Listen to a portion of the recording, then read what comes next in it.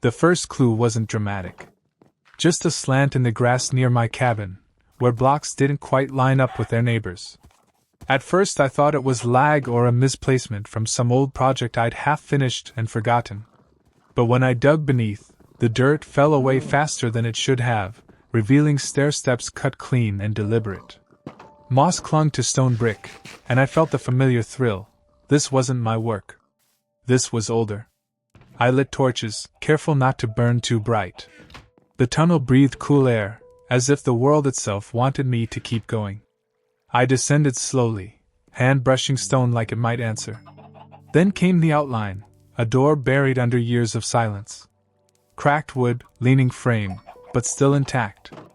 I broke it gently and stepped through. What waited beyond was more than architecture. It was arrangement. Streets cut in straight lines, lamp posts leaning, houses asleep under layers of earth. A village, abandoned, hidden, and inexplicably patient, as though waiting for someone to remember it. I stood in the main square, or what was left of it. Dirt had collapsed through the gaps in rooftops, and vines crept across walls like signatures of time. A single well sat in the center, half filled with gravel, its rope long gone. Yet the symmetry was undeniable. Whoever built this had cared for balance, cared for order. I walked slow, as if not to wake it too suddenly. Each house was familiar yet wrong. Doors missing, windows patched with earth, but the shapes were unmistakable. The standard villager huts, the cleric's stone tower, the armorer's forge. None of it belonged to me, but it felt oddly close, like a childhood memory someone had translated into blocks. Inside one hut, a bed sat sideways, legs swallowed by dirt. I placed a torch on the wall and brushed away cobwebs. For a moment I could almost hear footsteps outside, trades being offered, iron golems pacing. The silence pressed against me until it felt heavy. I dropped bread on the table, silly as it was, like leaving a gift for ghosts. I wondered how long this village had been buried. Was it a glitch? A remnant of an old seed, overwritten by updates? Or was it simply forgotten, like most things in worlds we abandon? My torchlight flickered, and I realized the only way to know was to stay long enough to give it another chance. I started with the well. Clearing gravel was simple enough, shovels slicing through layers until water returned to the bottom. It reflected torchlight like it had missed the chance for years. I crafted a bucket and filled it, splashing a little on the cracked stone rim. The square felt less like ruin and more like a courtyard again. Then came the houses. I gathered oak planks from my cabin's chest, along with glass panes I'd been saving. Repair wasn't fast. Every cracked corner reminded me how much work it would take. But something about rebuilding felt different than normal construction. It wasn't my design. It was me listening to someone else's. While patching a roof, I heard a noise, the low groan of a zombie. Heart racing, I grabbed my sword and crept toward the sound. It wasn't inside the village, but nearby, trapped under collapsed earth. A villager zombie, arms outstretched, eyes dim. I hesitated. Part of me wanted to swing, end it quickly. Another part whispered, maybe this was the last trace of who had lived here. I sealed the gap with cobblestone, leaving it alive in its pocket of dark. That night I didn't sleep in my cabin. I placed my bed in the square, near the well, and lay awake watching stars through gaps in ruined roofs. It felt like camping inside someone's unfinished sentence, waiting for the rest of the words to arrive. Morning came with a hush, the kind that feels older than sound. The square looked softer in daylight, less ruined, more resting. I ate bread on the well's edge and thought of the zombie buried nearby, still moving somewhere in the dark. It reminded me that this wasn't just architecture. It was story unfinished. I began planting. Carrots and wheat from my cabin's chest went into the cleared patches of farmland. The soil was stubborn, hardened by years under stone, but once water flowed from the well, tilled rows drank it eagerly. I could almost see the ghosts of villagers bending to plant beside me, murmuring as they worked. Later, I ventured into the armorer's forge. The furnace was choked with cobblestone, but I cleared it until flame could breathe again. I smelted old ore I'd been saving, more ceremony than necessity. The clang of ingots in the anvil felt like applause echoing down forgotten streets. By evening, lanterns hung from reconstructed posts, swaying gently in square corners. I sat in the center, listening to the quiet pulse of light and shadow. It wasn't lively yet, but it wasn't dead either. It was waiting. And I realized I wanted to wait with it. The days settled into rhythm. Morning repairs, midday farming, evenings with torchlight and the steady hush of the square. The more I built, the less alone it felt. I caught myself leaving doors open, as though expecting someone to walk through. One night, I crafted a bell and hung it on the meeting post.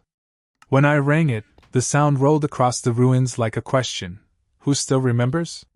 No one answered, but silence shifted, as though the world had leaned closer to listen. While replacing a roof beam, I uncovered a chest buried in dust.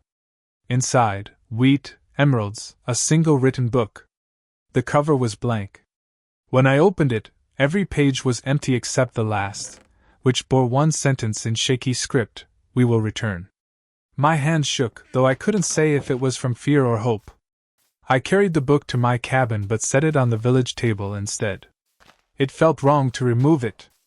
That night, I dreamed of footsteps echoing down the paths, torches being lit by unseen hands, and a voice saying, "Don't leave it unfinished." The farming rows sprouted within days. Green blades pushing through dirt, stubborn and alive. Watching them rise gave me more peace than any diamond find ever had.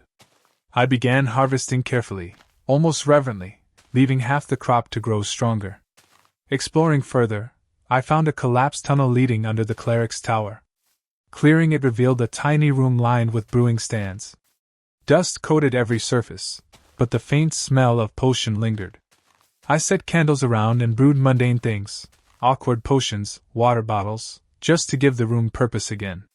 That evening, I walked the paths slowly, counting the lanterns I'd rebuilt. Each corner now glowed with amber steadiness, shadows no longer ruling. Sitting on the well's edge, I pulled out quills and paper. I wrote a sign and placed it on the central post: "This village breathes again." The words weren't for me. They were for whatever part of the world remembered. As night deepened, I thought I heard something faint, like a door closing gently somewhere, even though I was alone. I let the sound settle in me and didn't question it. Rain found us, soft, steady, the sort that at its edges and makes everything glossier than it deserves. I took it as permission to slow down.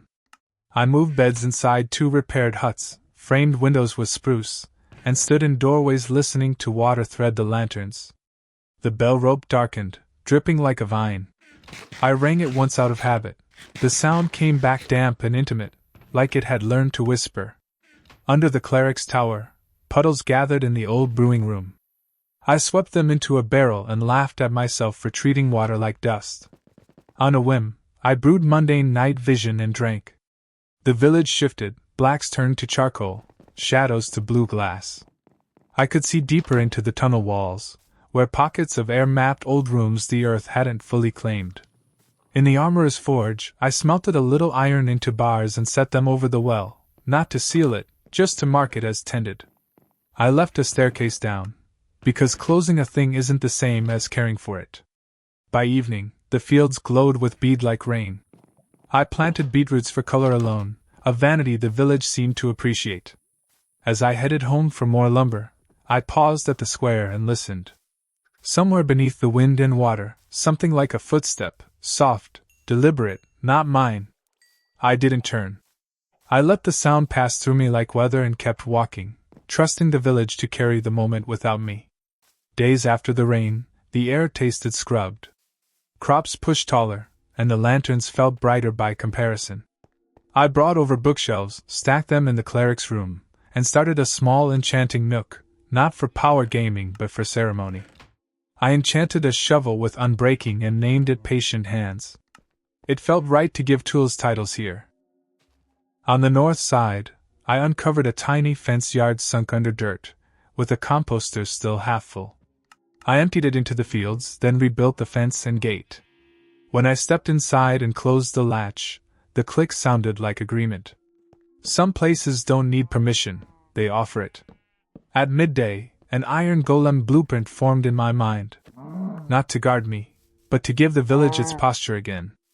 I gathered iron blocks and a carved pumpkin and placed them in the square, hard drumming. When the golem drew its first breath, the air seemed to lean. It looked at me, then at the lanterns, then began its slow patrol, as if it remembered the route from a life before burial. That night, I slept in the armorer's hut. Through the window, I watched the golem cross the paths, heavy and considerate. I heard nothing else, no zombies, no skeletons. Even the cave near the cleric's tower felt like it was listening respectfully. Before sleep took me, I whispered to the room, "I'll stay long enough for company to make sense." The walls didn't move, but they held the promise steady. I started letters. Not to anyone specific, just to the act of rebuilding. On paper I wrote, "If you return, you'll find fresh bread in the chest by the bell. If you don't, we'll eat it together, the golem and I." I tucked the note under a loaf and closed the lid like closing an eyelid. In the cleric's tower, I catalogued small relics, a single emerald, a feather, a cracked map with no ink left, only the ghost of grids. I framed them on a wall labeled before, not as a museum of grief but as a shelf where time could set things down. Afternoons I spent on paths, replacing gravel with packed dirt, adding pressure plates only where they felt like punctuation, not control. The routes started to make sense, houses to fields to square to tower to well, a loop that taught the feet to move kindly. Near dusk, I returned to the place where I'd walled off the villager zombie. I brought a splash potion of weakness and a golden apple, standing a few blocks back like you stand from a difficult truth. I cracked the cobble, tossed the potion, then the apple, and resealed the gap with glass so light could get in. The groans changed timbre, less hunger, more effort. I sat beside the wall, and told the air the day's small winds until the silence shifted, and a sound like a shy breath answered. I didn't look. I waited. Morning, a soft HRMM. I turned slowly. Through the glass, square eyes blinked back, tired, bewildered, unmistakably villager. I opened the wall and stepped aside. He didn't rush. He stood, listened to the village like a person waking in a house they used to own, then walked past me to the well and put both hands on the bars. The golem stopped, watched, and then resumed patrol as if a job description had been updated. I offered bread. He accepted, ate without dramatics, then wandered to the composter and pressed a hand to the rim. Something about the gesture made my throat tight. He didn't speak, but he didn't have to. Villagers communicate in routes, in where they stand and when they nod. He circled the square, pausing beneath each lantern, and then entered the cleric's tower, where he stood for a long time beside the before wall. I placed a bell cord within his reach. When he rang it, the tone seemed to pick up a frequency it had been missing, the note of belonging. We didn't celebrate. We simply resumed. He harvested beetroots with the calm of someone who trusts seasons more than luck. That evening, I added a second bed to the armorer's hut and slept in the square instead, on the well's edge. Above us, the sky was clear as thought. I felt watched over, not by the golem, not even by the villager, but by the loop we'd made, the kindly circuit of work and rest knitting itself back together. With two of us, patterns thickened. I built a small bell schedule into my day, once at dawn, once at midday, once at dusk. Not rules, reminders to feel the hours pass. The villager, I started calling him Lode, because he found or in dirt, took to tending the composter like a musician tuning an instrument. He'd harvest, hum in that way villagers do, and return to the before wall to stare for a minute as if checking the past's handwriting. We expanded the fields. I added irrigation channels and tucked glow berries beneath the cleric's eaves. In the forge I mounted a grindstone and polished old tools, then left them in a barrel labeled yours, whoever needs. Lode nodded at the label and added a carrot. It felt like signing a guest book. A wandering trader appeared one afternoon, llamas clinking decoratively. He blinked at the square like he'd rolled into a dream he half remembered. His trades were unremarkable, dye, saplings, a bucket of pufferfish, but his presence mattered. The world had sent an emissary. I bought a spruce sapling and planted it beside the well, a promise that Shade would one day be a resident. Night fell easy. I heard skeletons in the far hills, their bows twanging faintly, but they kept their distance. The village held its perimeter the way a body holds breath. Before sleeping, I wrote another letter and slid it into a barrel by the square. If more of you return, your house is where it always was. We repaired the roof. The door swings kindly. Growth invites complexity. With crops steady and lanterns sure, I reopened the southern lane, half collapsed, veined with roots. It led to a small animal pen, long roof gone, trough dry as chalk. I rebuilt the fence, carried water in buckets, and scattered wheat seeds. By evening, 2 sheep wandered in from the hills, curious like neighbors pretending they always lived here. Their bleats stitched into the bell's dusk notes so naturally I laughed out loud. I started a map wall in the armorer's hut, piecing together the surface above our buried village. Rivers ran like seams. My cabin's roof looked embarrassingly bright, like a thought spoken too loudly. I marked the square with a single lantern icon and surrounded it with empty space, not to hide it, just to let it breathe on paper. Lode began visiting the brewing room, standing beside the stands as if conferring with old colleagues.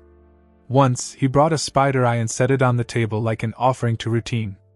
I brewed mundane potions and labeled them with gentle names, clear seeing, even hands, long patience. We stored them in a barrel and promptly forgot them, which felt unbrand. That night, a light rain returned, tapping roofs like fingers drumming a familiar song. I sat on the well's bars and watched drops ring the water.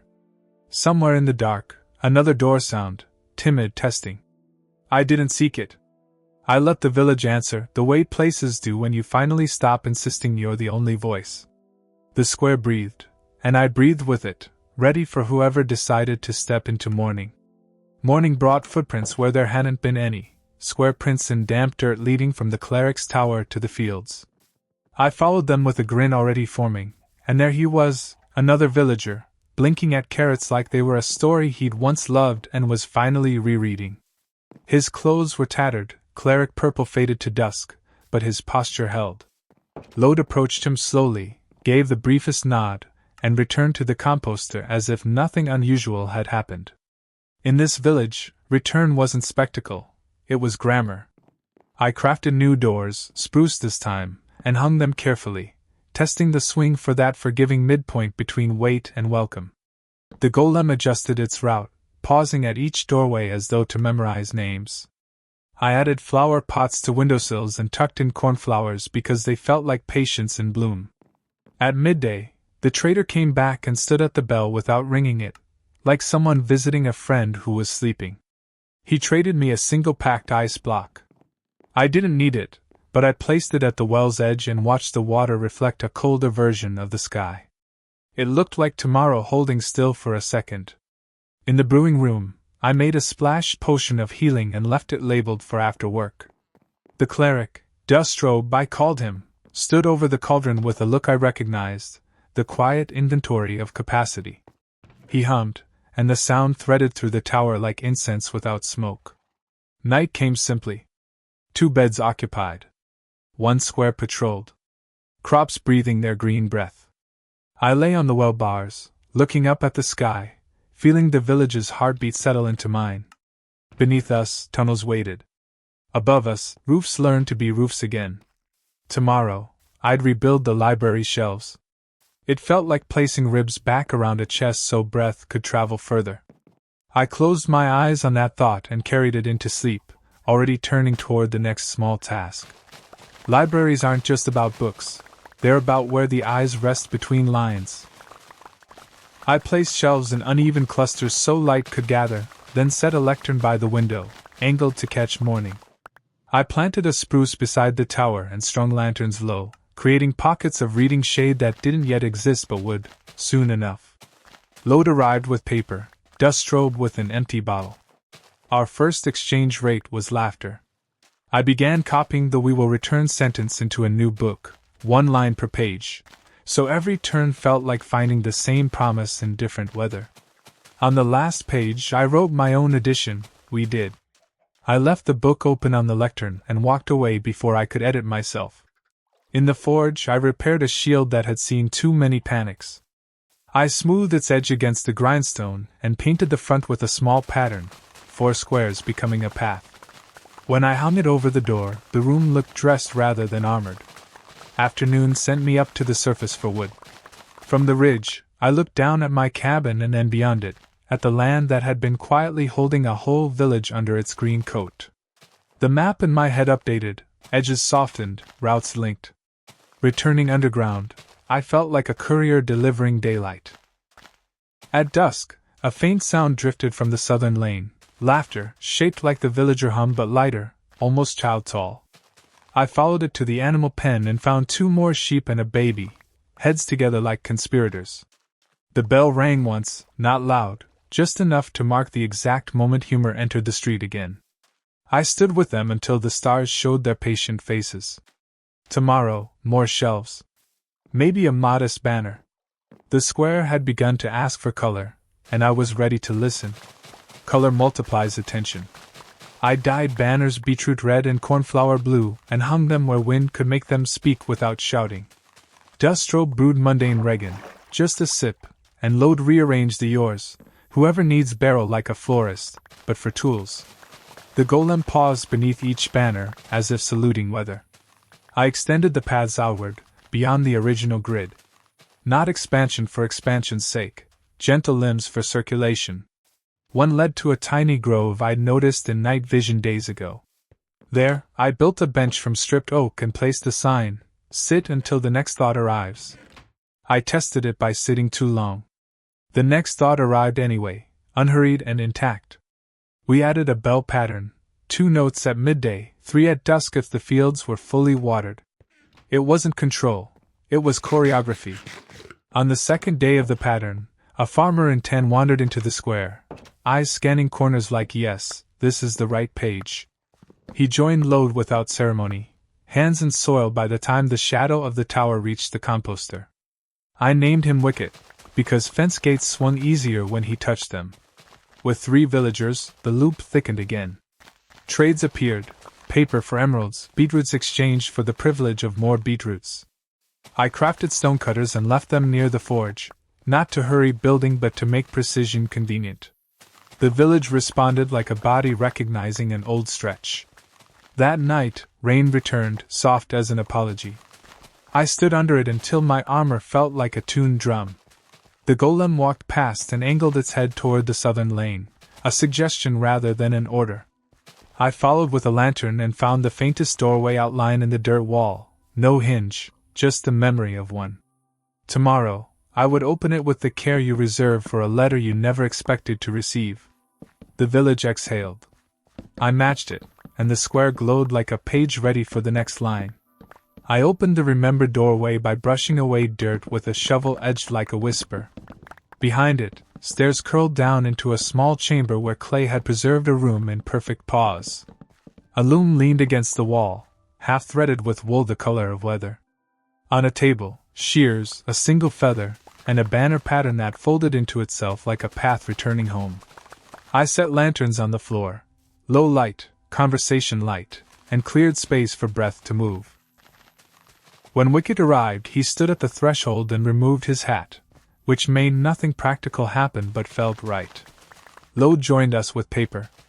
Dustrobe brought a bottle of mundane night vision we didn't drink, just held, as if clarity could be shared by proximity. We fitted the loom with fresh wool and pulled a first banner through. It came out gentler than the others, beetroot red softened by gray, a small diamond at the center that looked like a door seen from above. I hung it at the chamber's entrance, and the room seemed to nod. Outside, the square's sound changed subtly, like footsteps learning to round their corners. I added a stonecutter in the chamber, and a tiny shelf labeled try and return, a place to put work that might become more later. By afternoon, villagers I hadn't named drifted through, testing the loom, leaving not banners but patience. The golem stood with its back to the doorway, guarding the idea rather than the space. Evening found me on the bench by the grove. The spruce beside the well had grown enough to throw a small triangle of shade over the water, which felt like the village sketching itself back into 3 dimensions. I wrote a new letter, to whoever taught from here, class is still in session, and your students are older, kinder, and ungraded. I slipped it into the library, between two empty books, a promise to fill them slowly. I slept in the chamber, because new rooms like to be practiced in. By now, the village had a taste for small systems. I ran a line of minecart track from the armorer's hut to the southern chamber, a short, gentle loop with a single powered rail like a heartbeat. I placed a chest cart on it and labeled the cart's side errands. It clacked contentedly, delivering wool, paper, and bread, proof that even tiny distances deserve care. We tested the bell pattern against the track rhythm. Ring, clack, until the sounds overlapped into something like language. A fisherman appeared from the east lane, smelling of river and certainty. He placed a barrel near the well and stocked it with nothing but buckets, which felt like an opinion, capacity first, contents later. I called him Reed. He didn't correct me. Strobe expanded the brewing ledger with short lines, clear after rain, hold at dusk, keep heat low. Lowe drew a simple map of crop rotation on the before wall, then, after a long look, added a second heading, during. We didn't erase the past, we gave it a neighbor. The chamber doorway wanted color, so Wicket shaped a small arch of stone brick and added a trapdoor above, more gesture than mechanism. When I opened it, a square of sky looked down like a promise of fresh air on demand. I planted azaleas just outside and watched bees test their landing gear. Night carried voices, not words, modulated hums, the grammar of villager trust. I walked the perimeter, checking lantern sightlines and the golem's route. At the far edge, near a tumble of old gravel, I found a second, shallower stair. I brushed it clean, revealed only 4 steps, then chose not to descend. Places appreciate restraint. I set a sign, later is also care. Heading back, I saw the square from a distance, lights low and sure, and felt the rare quiet that isn't emptiness but fit. Tomorrow, I'd bring music to the arch, something soft enough to be ignored and still noticed. Morning, I crafted note blocks and tuned them the way you tune a conversation. 1 click, listen, 1 click, listen, stop before cleverness. I installed 3 under the arch, a line to the bell and a pattern that sounded like a sentence ending gently. The first ring after placement shaped the square's air differently. Even the sheep paused as if the punctuation had landed. I checked the farms with Lode, who had begun to leave small stacks of seeds on fence posts like tiny invitations to the future. Reed and Wicket argued amiably about gate hinges while Strobe brewed a slow-strength potion that smelled faintly of rainwater on clay. I wrote another letter and tucked it into the errands cart. To whoever reads this while moving, keep moving. Stop as needed. Both are honest. The cart carried it 1 loop and returned it, unread but transport having done its work. In the library, I started a second book, this one a ledger of what we'd mended: well rim, north roof, 2 beds, 3 lanterns, the idea of morning. I left blank lines as if time might want to add itself later. A new villager wandered through, librarian robes brushing banners, eyes catching on the lectern where we did lay open. He closed it gently, like completing a sentence, then reopened it to the first page. We both smiled without speaking. Afternoon sun found the map wall. I added 1 more square of paper, extending the world a little, then stopped, unwilling to crowd the village with my perspective. I took patient hands to the tiny grove and leveled a path that had already been walked into existence by feet. The shovel's name felt less like whim and more like job description. Before dusk, I stood at the well and watched the spruce flicker, light through needles making a film over water. The bell rang once. The note blocks answered with their soft period. I thought of the unopened 4-step stair and felt no pull to rush. Some doors are truer when they wait. I put my hand on the well bars, the village's pulse steady under my palm, and promised out loud to carry this pace all the way to whatever we called an ending. I woke to a bell tone that didn't belong to me. Not louder, truer, like it had finished clearing its throat. In the square, the librarian stood with 1 hand on the rope and the other on the lectern, reading we did as if calibrating the morning. Lode answered by watering the far rows, Wicket by oiling hinges, Reed by setting 2 buckets side by side and nodding at both as if they were twins. The golem turned once in place, a compass verifying north. I brought honeycombs from a hillside hive and waxed the new banners. Their colors deepened, not brighter, just steadier. Dustrobe brewed even hands and left the bottle uncorked on the table so the room could drink too. The note blocks beneath the arch settled into the square's baseline, a soft punctuation I noticed only when it paused. At midday, a fox trotted through the southern lane and stopped at the composter, curious about the hum. It sat, then lay down in a patch of sun like an exclamation point discovering restraint. We let it be. Not everything wants naming. I finally visited the four-step stair at the perimeter.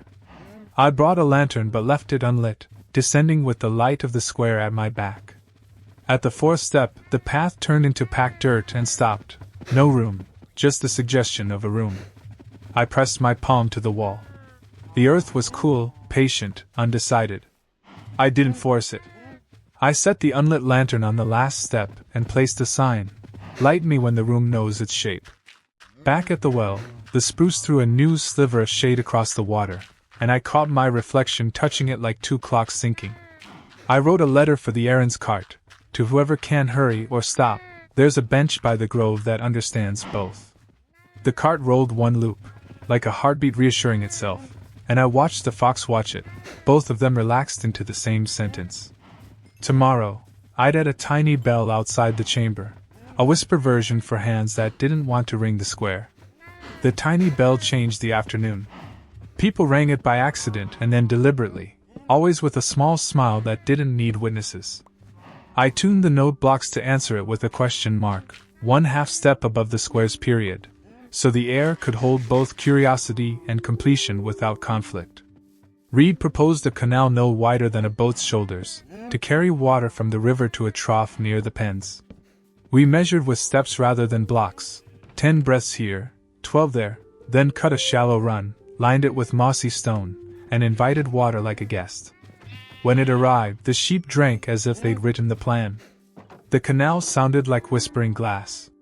In the library, the ledger of mended things grew: canal curve, pen latch, 3 saplings, the habit of asking first. The librarian, whom I started calling Margin, rearranged shelves so the best light fell on the quietest books. Dustrobe annotated potions with verbs, steady, loosen, wait, and set them in pairs as if teaching balance. Near dusk, wandering traders returned in a small caravan, 2 leads, for llamas, 1 camel who refused to stand anywhere but the exact center of the square. Their goods were ordinary, but their presence made the village feel mapped by more than us. I traded for a moss block and placed it on the well's rim. The stone accepted the softness like a scar learning to call itself history. At last light, Margin slid the ledger across the lectern to me. Between canal curve and habit of asking first, he had written a new line in the neatest hand the village owned. We remembered how to be here. I added one more, lantern waiting on the 4th step, and closed the book softly, as if settling a sleeping cat. We gathered at the well with no announcement. Wicket leaned against the arch. Reed set the 2 buckets side by side like parentheses. Dustrobe uncorked even hands and let the square sip the smell. The camel stood exactly in the center again, which felt like a punchline the day had earned. I rang the tiny bell once. The note blocks answered with their gentle question, and the big bell gave its evening period, and the 3 sounds didn't stack so much as agree. I walked to the perimeter alone and found the unlit lantern where I'd left it, patient as promised. The dirt beyond the 4th step hadn't moved, that was its decision. I touched the metal, cool from shade, and did not strike flint. Instead, I set the lantern a little straighter and read the sign aloud. Light me when the room knows its shape, so the ground could hear I meant it. Some endings are just futures given permission to take their time. On the way back I stopped at the grove bench and sat until the next thought arrived, which it did, unhurried and intact. The square didn't need finishing, it needed keeping. I carried that thought to the well. The moss on the rim had darkened into the day's own green, and in its reflection the spruce and banners and faces made a quilt of small agreements. Margin opened we did to the last page and, with a nod, wrote 2 more words beneath our list. We do. The bell rang 3 times for watered fields. Night folded over us like a careful blanket. I breathed with the village, slow in, slower out, and felt the square answer. Nothing flashed, nothing rushed. The fox yawned, the golem turned once, and the errand's cart clacked a single loop before resting. Under a sky that knew our names, we let the day end where it belonged, not with the door forced open, but with a light waiting, and enough patience between us to meet it when it's ready.